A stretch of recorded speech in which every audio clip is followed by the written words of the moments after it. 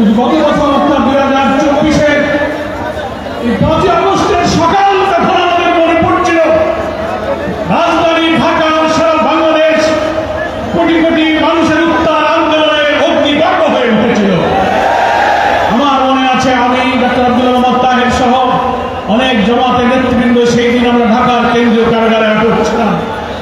কারাগার থেকে খবর পাচ্ছিলাম আগস্টের প্রথম দিনগুলো 2, 3, 4, 5 কারাগারের কর্তৃপক্ষ যারা প্রতিদিন গ্রেপ্তার হয়ে ভেতরে যাচ্ছিল, রিমান্ডে যাচ্ছিল, তাদের কাছে শুনছিলাম যে কোনো মুহূর্তে একটা ঘটনা বাংলাদেশে ঘটে যাবে। কোটি কোটি মানুষ আন্দোলনে ঝাঁপিয়ে পড়ছে।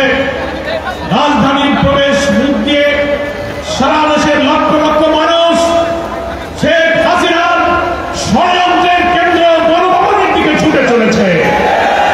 আমরা এগুলো শুনে টেলিভিশনের সামনে অপেক্ষা করছিলাম, কিন্তু আজকে 1 বছর পর মনে পড়ে টেলিভিশনের দৃশ্য, ভিডিওগুলো, ডকুমেন্টারিগুলো, ছবিগুলো দেখে আবু সাইদ মুক্ত কিভাবে গুলির পর গুলি দেখে দাঁড়িয়ে থেকে হাতটা চারিদিকে ছুটে দিয়ে ঘুরে পড়েছিল। সাইদ মুক্ত যদি বেঁচে থাকতো আজকের বিপ্লবের প্রথম বার্ষিকী দেখেছে আজকে আনন্দ উদযাপন করত। 5 আগস্টের সূর্য উদয় হয়েছে বাংলাদেশে একটা আনন্দ উজ্জ্বল একটা চমৎকার পরিবেশে, কিন্তু আবু সাইদ মুগ্ধরা নেই। পুলিশের এপিসি কারেন্ট থেকে গুলি করে নির্মমভাবে হত্যা করে যে লাশ ফেলে দেওয়া হয়েছে এখানে, সেও বেঁচে থাকে আজকের এই উৎসবে শরীর। হেলিকপ্টার থেকে গুলি করে শিশু সহ যে মানুষদের হত্যা করা হয়েছিল, নিহত লাশগুলো পুড়িয়ে আগুনে ছাই করা হয়েছিল। আজকের এই বিজয়ের বার্ষিকীতে সেই সব নির্মম নিষ্ঠুরতার স্বাক্ষর জুলাই যোদ্ধাদের কাছে গভীর শ্রদ্ধার সাথে স্মরণ করছে। হাজার হাজার ছাত্র ছাত্রী, নারী, পুরুষ, শিশু হঠাৎ দিনমজুর, উঠে মজুর, কলির হঠাৎ যারা আহত হয়ে কাতরাচ্ছে, কেউ বিদেশে, কেউ চোখ নাই, মাথার কাপড় নাই, হাত নাই, পা নাই। আমরা যখন ডাকি স্টেশনে করে একটা ঘুরতে পড়াতে আমাদের মাঝে শহীদের পিতা মাতার কান্নায় সান্ত্বনা দিতে পারি না। আজকে বিজয়ের দিনে আমরা সেই সব শোকাহত, আত্মত্যাগী, গর্বিত শহীদ এবং আহতদের এবং তার পরিবারদের গভীর শ্রদ্ধার সাথে স্মরণ করছি। মহান আল্লাহ তাআলা এই শহীদদেরকে সত্যি শাহাদাতের মর্যাদা দিয়ে জান্নাতুল ফেরদৌস নসিব করুন। যারা আহত হয়েছে আমরা আল্লাহর কাছে বলবো, আল্লাহ তুমি আর আমাদের জীবনগুলো নিয়ে নাও, এদেরকে বাঁচিয়ে রাখো, নতুন বাংলাদেশের স্বপ্ন এদেরকে বাস্তবে দেখে যাওয়ার তৌফিক দাও। এরা যেন বেঁচে থাকে, এরা যেন সুস্থ হয়, সক্ষম হয়। আজকের এই দিনে আমরা আমাদের প্রিয় জামাতের জন্য দোয়া করব, যিনি এই জুলাই আন্দোলনের সময় মূল পরিকল্পনায় সারা বাংলাদেশকে ইসলামী আন্দোলনের কর্মীদেরকে ফ্যাসিবাদ বিরোধী সংগ্রামে ঝাঁপিয়ে পড়ার নির্দেশ দিয়েছিলেন। সেই ডাক্তার শফিকুর রহমান অসুস্থ অবস্থায় এখন হাসপাতালে আছে। দেশের এবং প্রবাসের কোটি কোটি মানুষ তার জন্য দোয়া করেছেন, অস্ত্রসিক্ত হয়েছেন। আমরা আমাদের রবের কাছে প্রাণ ভরে শুকরিয়া জানাই। আমরা যতটা তাড়াতাড়ি তার সুস্থতার কামনা করেছিলাম, নির্ভুল চিকিৎসার আশা করেছিলাম, আল্লাহ তাআলা আমাদের আশার চেয়ে অতি দ্রুত তাকে সুস্থ করে দিচ্ছেন। আলহামদুলিল্লাহ।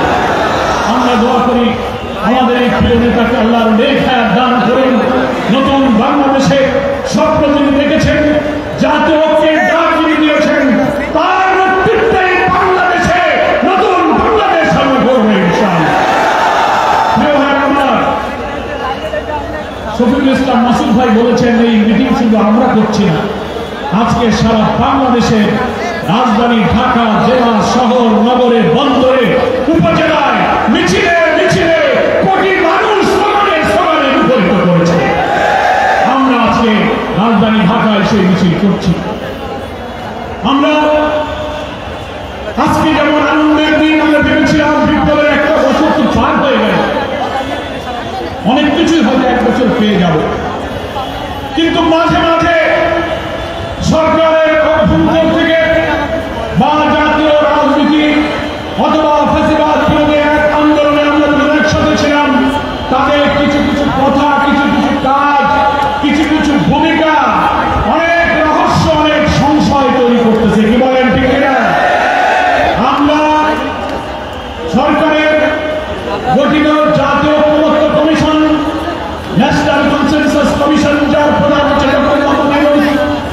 যার কো-কনভেনর হচ্ছেন ডক্টর প্রফেসর আলী রিয়াজ।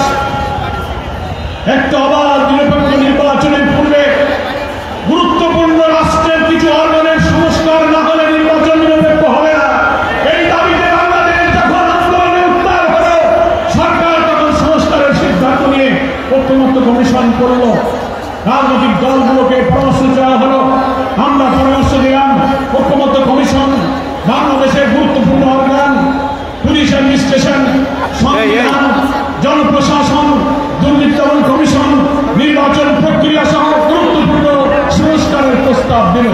আমরা সেই প্রস্তাব ঐক্যমতে পৌঁছানোর জন্য জামাত ইসলামী নেতৃবৃন্দ 2-3 মাস ধরে ঐক্যমত্য কমিশনে আমরা সহযোগিতা করে যাচ্ছি। তার